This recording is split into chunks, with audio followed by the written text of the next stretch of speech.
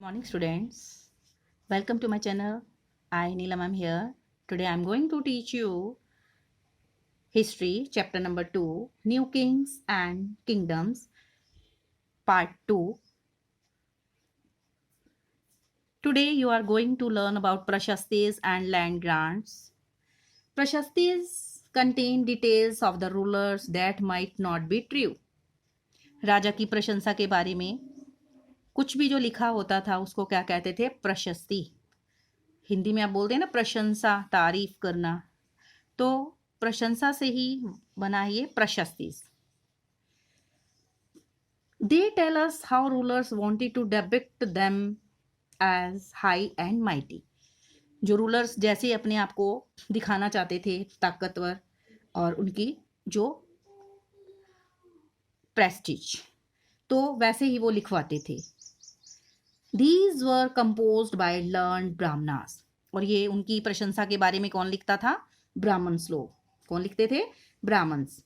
और ब्राह्मणों द्वारा ही ये प्रशस्ति कंपोज की जाती थी. Kings rewarded Brahmanas by granting them lands. और प्रशस्ति लिखने के बदले में जो राजा थे क्या करते थे?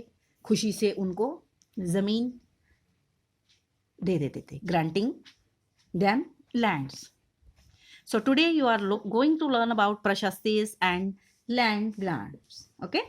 So prashastis contain details that may not be literary true, but they tell us how rulers wanted to depict themselves as valiant, victorious warriors. For example, these were composed by learned brahmanas who occasionally helped in the administration. The achievements of Nagabhata जिसको बोलते हैं राजा, एक king था, ruler था. Many rulers described their achievements in prashastis. You read about the prashasti of the Gupta ruler Samudragupta last year in 6th class. You have studied. One prashasti written in Sanskrit and found in Gwalior, Madhya Pradesh describes the exploits of Nagabhatta, a Pratihara king, as follows. So whatever was written about that king Nagabhatta, the wording was like this. The kings of Andhra, Sendhva, Sindh, Vidarbha, part of Maharashtra, and Kalinga, part of Odisha, fell before him even as he was a prince. He won a victory over Chakrayudha, the ruler of Kannauj. He defeated the king of Vangha, part of Bengal, Anartha, part of Gujarat, Malwa, part of Madhya Pradesh, Kirata, forest peoples, Turushka, Turks, Vatsa, Matsya, both kingdoms in North India. Also see if you can find some of the areas mentioned in the inscription on map number 1. Other rulers made similar claims as well.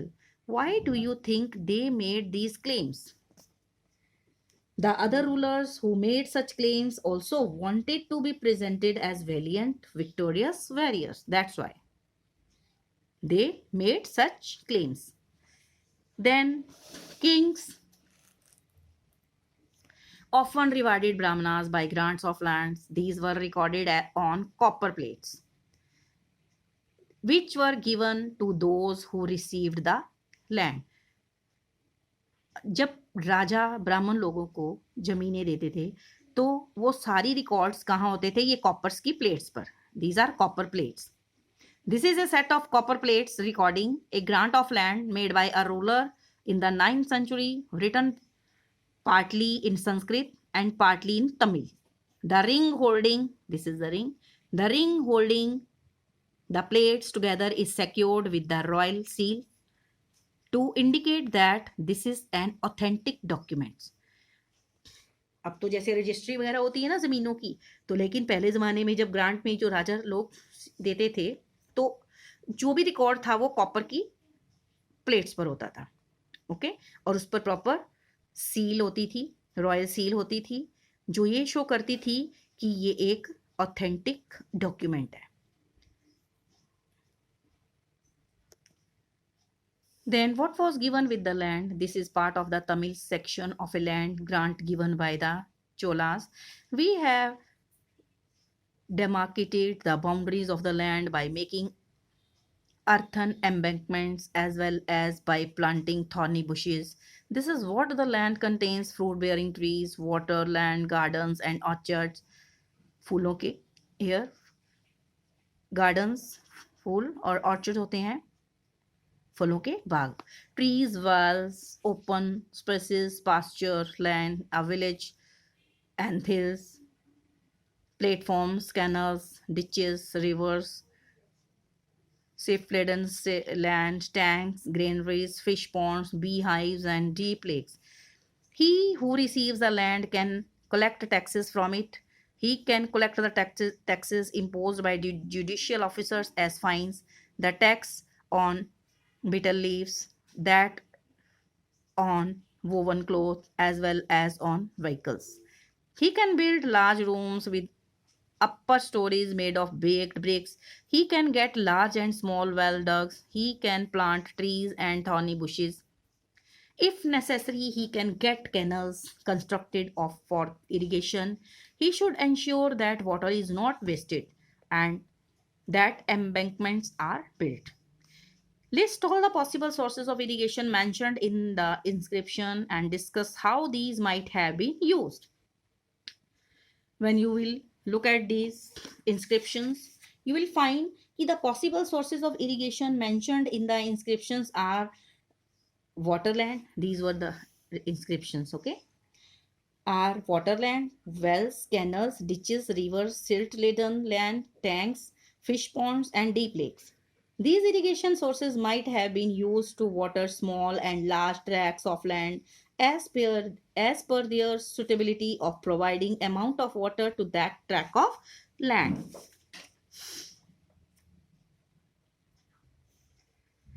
Unusual for the 12th century was a long Sanskrit poem containing the history of kings who ruled over Kashmir. It was composed by an author named Kalhana. He used a variety of sources including inscriptions, documents, eyewitness accounts, जिसके चश्मदीद गवाहों के आधार पर जो लिखी हुई बातें, and earlier histories to write his account. Unlike the writers of Prashastis, he was often critical about rulers and their policies. Then comes warfare for wealth. You may have noticed that each of these ruling dynasties was based on a specific region. At the same time, they tried to control other areas. On one particularly prized area was the city of Kannauj in the Ganga Valley. For centuries, rulers belonging to the Gurjara Pratihara, Rashtrakuta, and Pala dynasties fought for control over Kannauj because there were three parties in this long drawn conflict. Historians often described it as the tripartite struggle. किन किन का था ये struggle? Gurjar Pratihara, Rashtrakuta और पालास dynasties का. Look at map number 1 and suggest reasons why these rulers wanted to control Kannauj and the Ganga Valley. Kannauj lied in the bank of river Ganga. As you look at this map number 1, you see कि Kannauj is here. Okay. You will also locate the Kannauj in India political map. Kannauj lied on the banks of river Ganga. It was the most fertile land as the irrigation water was readily available from river Ganga. It also enjoyed the most central position in the subcontinent. Control of river waters resulted in the navigation, which was most essential for inland and international trades. That's why these rulers wanted to control Kannauj and the Ganga Valley. Which rulers? Which rulers? Those were Gujra Pratihara, Rashtrakutas, and Palas.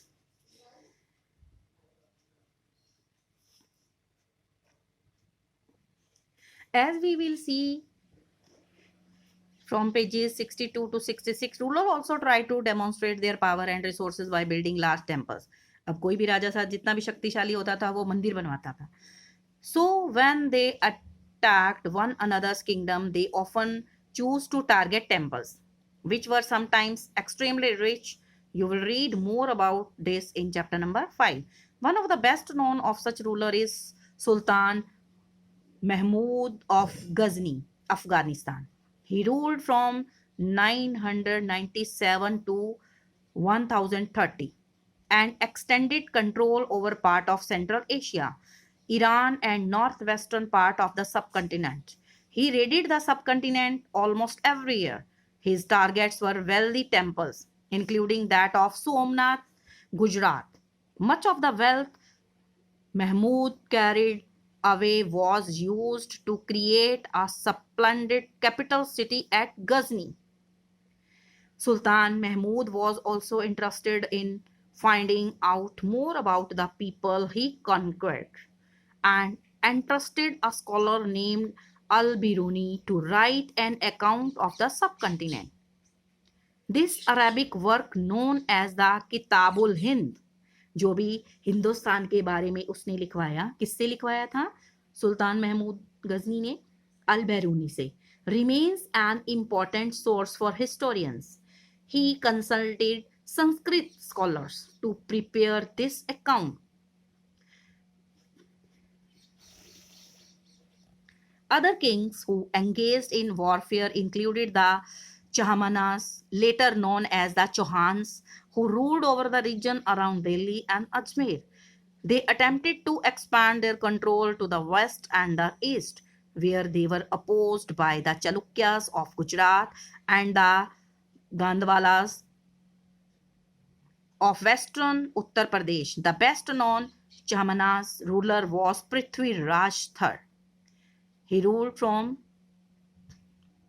1168 to 1192, who defeated an Afghan ruler named Sultan Muhammad Ghori in 1191, but lost to him the very next year in 1192. Then look at a map number 1 again and discuss why the Chahmanas may have wanted to expand their territories. Again, we are looking at map number 1. Here you are asked to look at map number 1 again and discuss why the Chahmanas, means Chauhans, may have wanted to expand their territories. Here Chahmanas, okay, their rule was where? In eastern Rajasthan, Delhi, Haryana, and Punjab. Okay. So we can say that the dynasty of Chahmanas enjoyed the central position in the subcontinent. Here, Chahmanas rule was in this area. And they enjoyed the central position in the subcontinent, if therefore may have wanted to expand its territories in all the directions. It also must have enjoyed enormous resources needed for the expansion of territories, as their domain lied in the fertile land irrigated by the waters of Yamuna and Ganga rivers. Therefore, it must have been the wealthiest of all the neighboring dynasties, and a wealthy king can only think of waging a war against its neighbor. जब कोई राजा शक्तिशाली होता था तभी वो दूसरे राजा पर आक्रमण करके उसकी जो टेरिटरी को अपने कंट्रोल में करता था. तो जो चाहमनास थे ये क्या थे? सबसे वेल्दीएस्ट थे of all the neighbouring dynasties, and A wealthy king can think of waging a war against it's neighbours.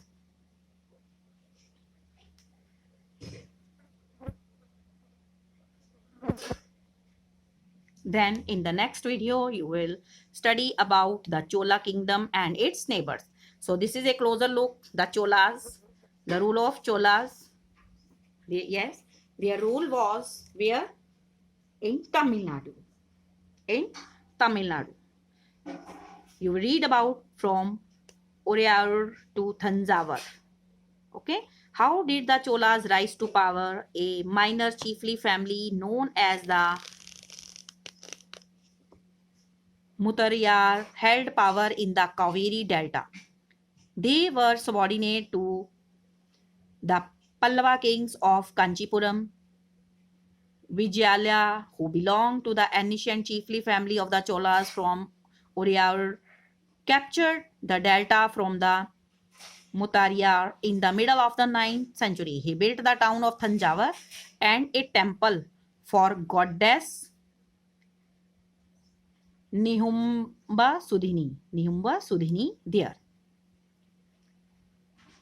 The successors of Vijayala conquered neighboring regions and the kingdoms grew in size and power. The Pandyan and the Pallava territories to the south and the north were made part of this kingdom. Raja first, considered the most powerful Chola rulers, became king in 985 and expanded control over most of these areas. He also reorganized the administration of the empire. Raja's son Rajendra I continued his policies and even raided the Ganga Valley, Sri Lanka, and countries of Southeast Asia, developing a navy for these expeditions. So, how did the Cholas rise to power? As you know, Vijayala, a Chola chief from Oriyur, captured the Kaveri Delta from a Samanta subordinate of Pallava king. He gradually conquered neighboring regions and thus established Chola kingdom by defeating Pallava and Pandya kings. The Chola kingdoms was consolidated under Raja I and his son Rajendra I. Then in the next video, we will continue splendid temples and bronze sculptures. So till then, stay alert, stay healthy, obey your parents, mask yourself, stay at home during lockdown. Thank you. Have a nice day. Take proper care of you and your parents, grandparents. God bless you. Thank you.